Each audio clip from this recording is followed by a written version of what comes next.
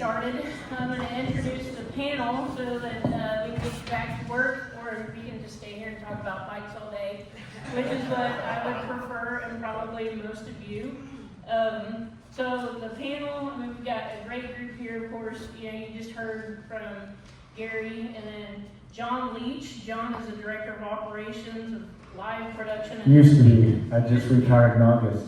Okay, well, he's also a mountain bike connoisseur. I have some questions for him about that in a little bit. But he's been instrumental in promotion of Bike Fest in Bentonville and helping us a lot. He's a member of the Parks and Trails Foundation with getting us some connections and some good insight into how trails, both paved, natural trail systems, bike parks, can benefit the city of Oklahoma City and the greater metro area.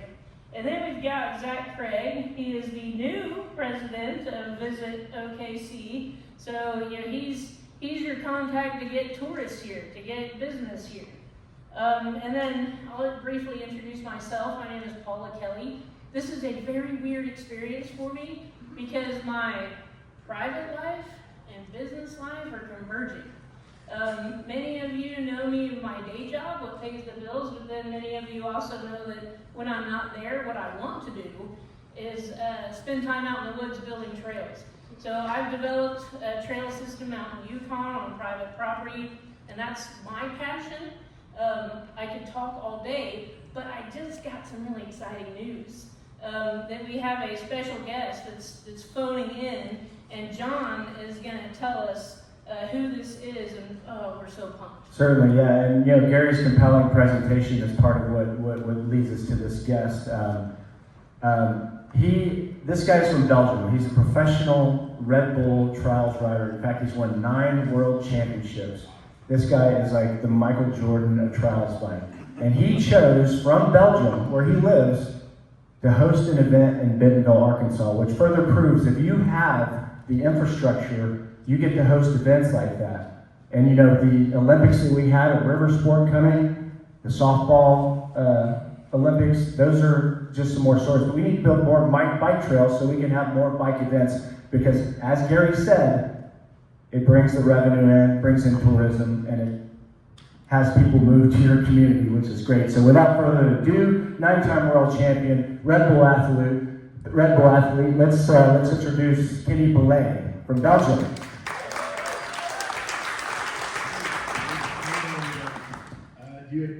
Does everything works all right, John? Everybody hears me okay? Okay. I'm all the way back in Belgium, just traveled here to come see my family. I love Bentonville, fell in love with it, I must say. The first time I went there and actually stayed at Gary's house back in 2013. They hired me to do a show in the 21C Hotel at a pajama party of all events that I could be booked for. I was really impressed from the first day when they told me about the big plans they had for cycling. Back then, you got to know there was really no trails yet. I mean, there was a little bit of that stuff, a slaughter pen, and there was actually a trials course, which is still surprising me today. But that's also thanks to Gary. He's a trials rider.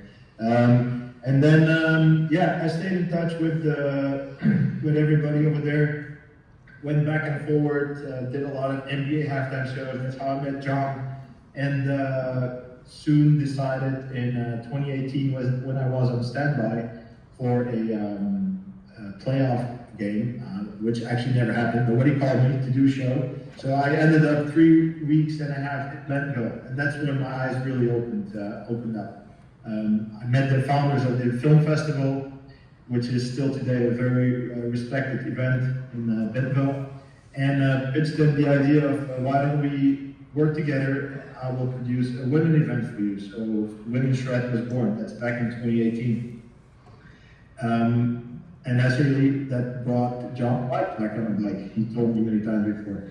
And so Women's Shred was born, and we had workshops on the square in collaboration with the film festival. It went great, but soon I decided after that, I think I can do more than just one women event. So I pitched the idea to Visit Bentonville and Tom Walton as well, and to Gary, why don't we do the Bentonville Bike Fest? And They love the idea, and I took my book of everybody I know, everything that I know will work, everything I know but will not work. I left behind and started designing, put a team together, and produced the very first Bentonville Bike Fest in 2021. I had to cancel the 2020 edition because of COVID. And I think that's also a little bit what made Bentonville Bike Fest be a success right out of the start gates, because everyone was hungry for events. And soon we started with around 50 vendors, around 400 athletes participating.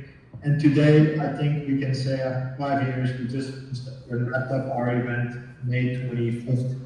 And I think we can say, after I will share these numbers with you, that we are now one of the biggest and most respected events in the United States, and even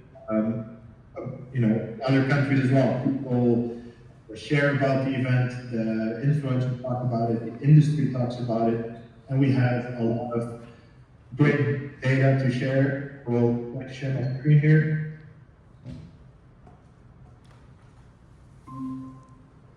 Okay, I hope you can see them. So the 2025 edition, we had visitors from 57 states.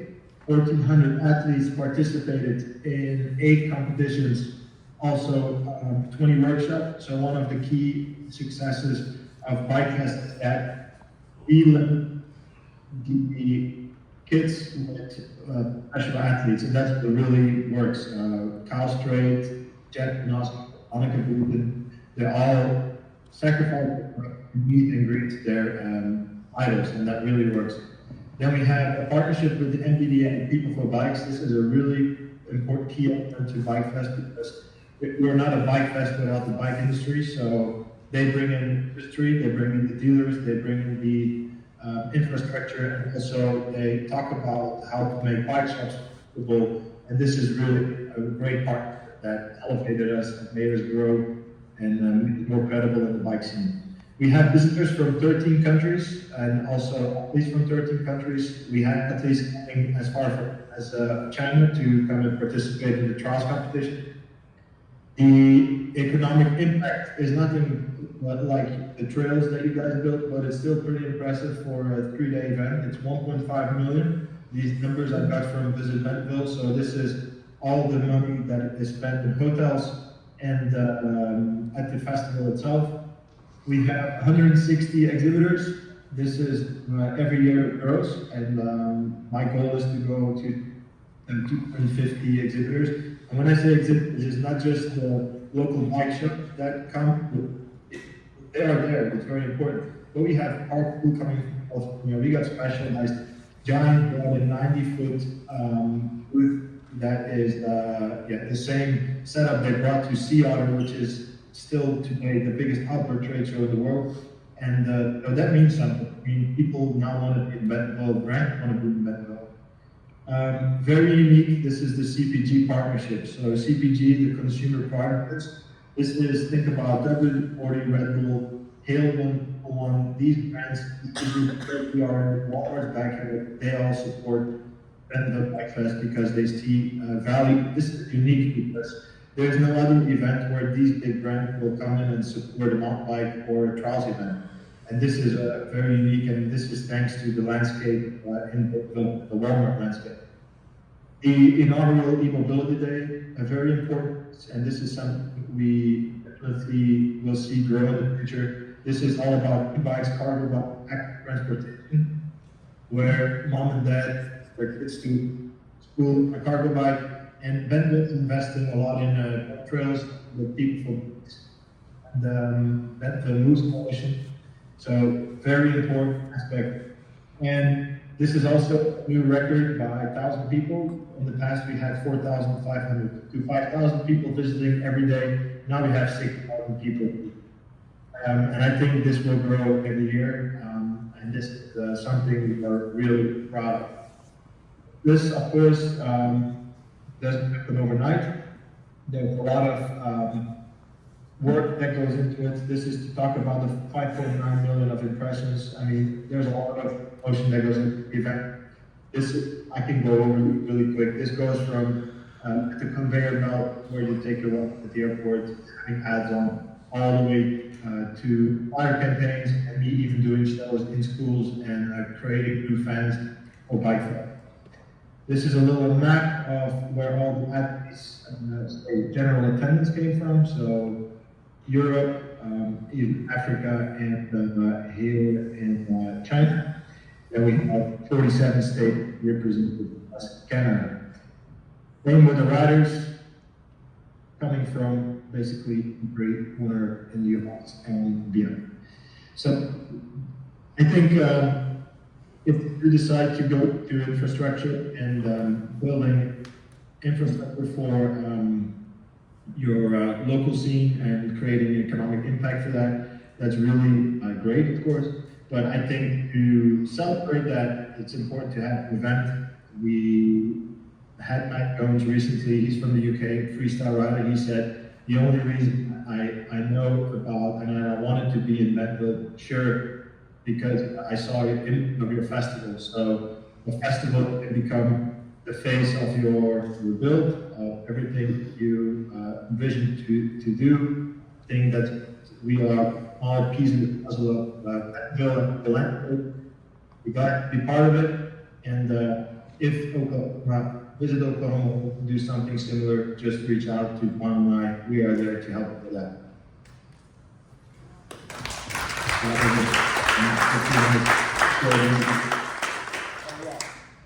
If we want to go ahead and show, roll that video real quick. Just to kind of give you guys a little visual of Bentonville Bike Fest, and again, just things that we can do here in Oklahoma City eventually once we have the infrastructure.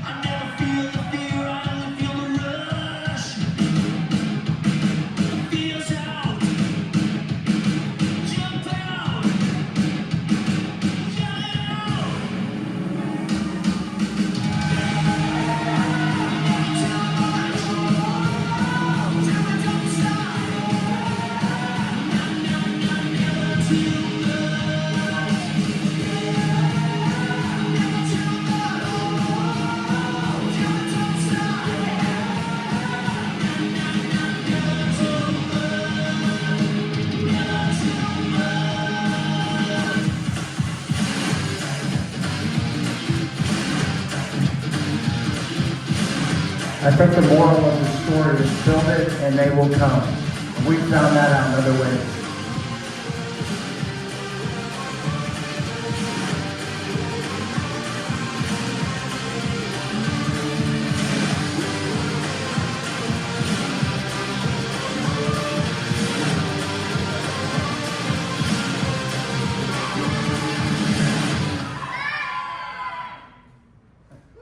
There you have it. So Zach, does that make you excited to see all those numbers and all of that tourism? Well, it's really, I was telling Gary earlier, it's just really inspirational to see what they've done in Northwest Arkansas. Not only from an economic impact standpoint, obviously you just saw the numbers, but I was talking to him just about the essence of the really evolution of their brand. and really how that's strengthened over time. And so that's what I think about, because I think about this distinct brand. You know, I told Gary, a lot of these assets, they didn't have these trails, as he alluded to, but a lot of these natural assets they had. And what they did as a community is simply just lean into that and reveal what they had. And it's really worked wonders for them, not only for the people currently of Northwest Arkansas and Bentonville, but certainly for talent retention and talent attraction into that community as well. So very inspirational what you all have done. Well, so let's kind of, jump on that a little bit. One of the things that Gary talked about was, you brought up the assets that Northwest Arkansas has, and we watch the videos. Oklahoma, we don't have those here in central Oklahoma, maybe the Four Corners, but we have resources here in the Oklahoma City metro area. We've got almost 100 miles of paved trails. We're about to completely, finish that loop. We've got about 54 miles of single track trails in the outer, reaches of the greater metro area. But what we need to do is we need to connect those trails, as I think the message I'm hearing, Gary, from you, is to the downtown, to the neighborhoods. How important, Gary, has that been to the development of Bentonville and creating that economic drive? What we say in Bentonville, we studied it for almost 18 years, and a mile of mountain bike trail that's connected through a town is worth 10 miles on the outside of town. I mean, it really is. And what it's done for us is, first of all, the accessibility. I mean, a lunch ride, and if you can roll from your neighborhood and get on a trail, or not have to load the bike up and drive somewhere, that makes it easier, the accessibility, but also the visibility. If you see your neighbor and their family riding their mountain bike through the neighborhood and disappearing into the woods, well, if they can do it, then we can do it. So that family inspires the entire neighborhood, and that's what's happened. That's why if you go to Bentonville, you'll see packs of 12-year-olds without parents riding to the square to get an ice cream at the 5 to 9. It's built the bike patrol, the fire department gives you an air of safety out there, and it's kind of like stepping back in my childhood when I used to roam around on my BMX bike without a worry. That's what kids and families are doing in Bentonville. So John, you and I have talked about this before, and Gary, you just brought up childhood. For me, riding a mountain bike in the woods where there are no cars and wind, just hear that, no wind in the woods. It's like the greatest experience in the world. I mean, it makes you feel like a kid again. If you sit and you watch the riders going through the trails, exiting the trails, they all have smiles on their faces. John, what has mountain biking and trails and connection with the woods meant to you and your family? Well, and I'm very passionate about this. In fact, when Gary was doing his presentation, anytime he showed the kids, like my eyes welled up, and I had to pull back to stop from crying. But that's why I do it. Mountain biking has meant so much to me, not just physically but mentally. And when we can provide that to the community, we have a better community, a happier community, a more connected community. Yes, all the other stuff we have going on here is great, but we've got to get people outdoors. We've got to get kids on bikes. We've got to get them to have more confidence outside of the home, the four walls that they live in at home. And so that's why we're all talking here to talk about Trosper. It's so close to downtown, and it's also very close to some elementary schools that participate in bike school or bike club, and those kids don't have anywhere to ride. The Trosper is just around the corner from a lot of those schools. So John, let me interrupt you. Why don't you tell everyone, what we're doing at Trosper? Okay. What plans? Well, yeah, so our goal, obviously Gary talked about the BMX track there that's been there for 40 years. And 43. Okay, sorry. And it's really neat to sit there on top of that hill with Gary, and just his jaw was like, this guy doesn't get impressed by much. I mean, because he's all over the world looking at these fabulous places, but when he saw that that track, he just kind of went back, and I could see it in his eyes, and that meant something to me, and that even motivated me more to try to get something done out there, because it's been sitting stagnant for at least 15 years now that I know of, and there's no reason why we shouldn't have a bunch of kids out there on evenings riding their bikes and having a good time. Parents get together when that happens. You've seen what happened at River Sport with the new jump line. Kids start going, parents are there hanging out, talking to each other while their kids are riding. That's exactly what happens at Rail Yard. And that's what our vision is. Ultimately, it costs a lot of money to do that.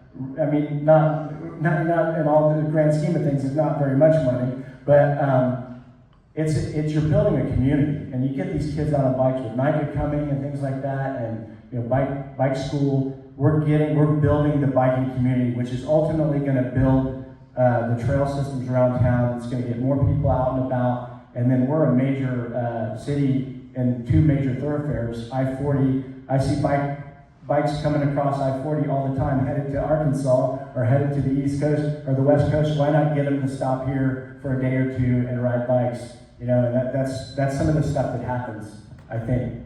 So I think, we'll go ahead, Gary, you're gonna. I was just gonna make a comment. I mean, you guys have got to draw tourism with your NBA team and all that, but think about the quality of life for your residents. I mean, that's what really is number one, is just providing that reason to want to live here, stay here. And one thing that I didn't touch on the presentation is the fact that I have a 19-year-old son, and my daughter will be 24 in July. And they are staying in Northwest Arkansas. My daughter got her, she went to U of A, got her master's in education. She's a 4th grade teacher in Springdale. She's not leaving. My son has no plans at all to leave the region. He loves what lifestyle he has in Northwest Arkansas. So that is a big deal, that you're not losing that young talent. You're retaining the talent that you bring in, and you're keeping your talent that you're growing there. And that, you can't put a price tag on that. So I think, we're getting close to time, or a little bit over time, but I think there are a couple of things we really wanted you all to get out of this presentation. It was, number one, what natural trail systems, what mountain biking trails can do for you individually. And something that I wanted to point out is, look at these 2 fellows over here, and then look at me, right? So you don't have to look like that and jump those big jumps to enjoy mountain biking. One of the most important elements of it is accessibility and building the sport, and having kids. Every jump that you see there, except for the really gnarly ones, they have an alternate route around it. And to keep our residents happy here in Oklahoma, most of us that build trails, it's like giving the best gift to your family on Christmas morning, because the happiest thing for me is to see people go and enjoy my trail and have fun. That's what we want to offer the residents. But then also at the same time, we need these public-private partnerships to fund it. We can't do it on our own, where we need Zach, we need recreational tourism, and we need the monies brought in, and the jobs and the people, and we've seen Bentonville has just done it. Go ahead, John. I was just wanting to help close with something. There's already a mile of single track cut over at Trosper, and there's been tens of we've probably had several work days with at least 12 people that go over there. Sometimes it's only 4 or 5 people. Sometimes it's one guy by himself, Sean Coleman, who's the trail boss over there. But right now we're doing it all based on volunteer work, and that's very difficult. We've got OMBA here, Tony Sykes, the president. We've got Pete over here. He's one of the trail bosses at Skip in Midwest City. Those guys spend all their free time trying to better the biking community here. They spend a lot of work. And Trosper's our next project that we're working on. There's so many other trails that we work on around the city, or I should say they work on. I get out there when I can. But it's all done right now with volunteer work, and we need some funding. We really need help to kind of make the community, enhance the biking community and build more trails. So I would challenge you, Zach, to get your park director, your mayor, some city council members to come to Bentonville. We host communities all the time. We probably host 60 or 70 communities a year. And some of those communities are from around the world. We had Japan in last month.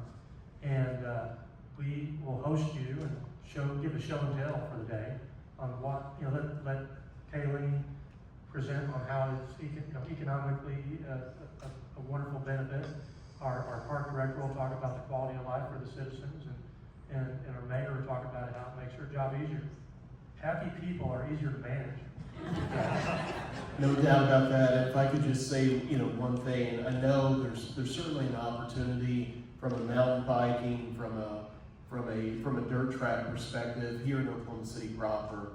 But I do have to go back before we end and just commend the visionaries of this community for having the foresight to build this 100 miles of track, this green space. It was mentioned to Marcia, maybe earlier, Vicky. I mean, imagine our incredible party that we threw last Tuesday without Scissortail Park. I mean, what would that have looked like? We didn't build it for a championship parade, but we built something, right? We progressed. And that's what we've done in the city of Oklahoma City. It's what you all have done since 1993. So I've got to commend really the green spaces, Stinchcombe, Martin Park, all the lakefront that we have, all the opportunities for events, triathlons, BMX. We host them out at Yukon. We can do that in Oklahoma City. They just did a crit short race in Campus Corner in Norman several days ago. We can do that in Oklahoma City. And so there is certainly a lot of opportunity. Lastly, I believe his name was Sean from Medicine Park that was here. We were just talking. And I want to put a plug for the extended community, because I do think that we've got a canvas here to be an outdoor playground. And a lot of people don't know that. A lot of people don't know that we've got more eco-regions here in the state of Oklahoma than anybody.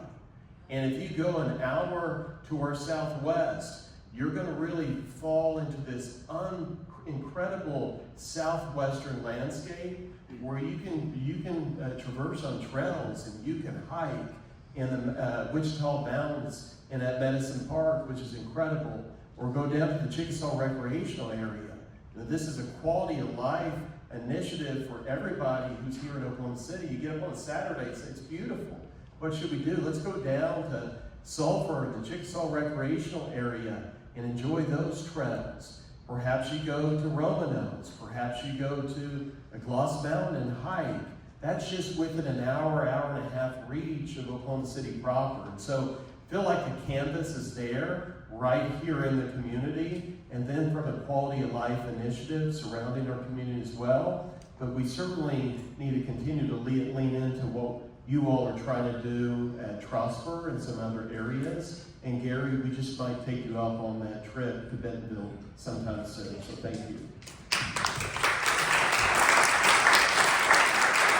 Thank you all for spending your morning with us, and as we've said, this is for educational purposes, so you guys know what is out there, what we're trying to do. If you can help us out. We'd love to share in the fun, whether it's wielding a shovel, whether it's making a donation. Thank you all again.